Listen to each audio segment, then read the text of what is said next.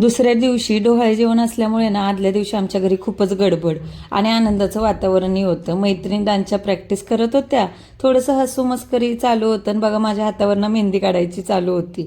होणाऱ्या बाळाच्या मामानेही मेहंदी काढली होती.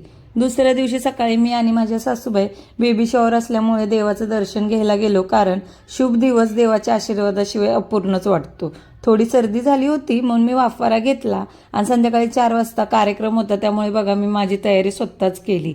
मेकअप केला आणि जी ज्वेलरी मी घरात तयार केली होती ना तीच वेअर केली. कशी वाटते ज्वेलरी आणि मी केलेला हा मेकअप लुक कमेंट्समध्ये नक्की सांगा हा. त्यानंतर आम्ही रिक्षात बसलो आणि हॉलवर गेलो. सगळे पाहुणे आधीच आले होते, सर्वांना मी भेट वगैरे दिली आणि आम्ही कार्यक्रमाला सुरुवात केली. थोडंसं आहे ना आधी आम्ही फोटोशूट वगैरे करून घेतलं, ओनसोबत थोडं फोटो काढले आणि मग ओटी भरण्याच्या कार्यक्रमाला आम्ही सुरुवात केली. खूप सारं खायला वगैरे आणलेलं माहेरची ओटी भरून घेतली.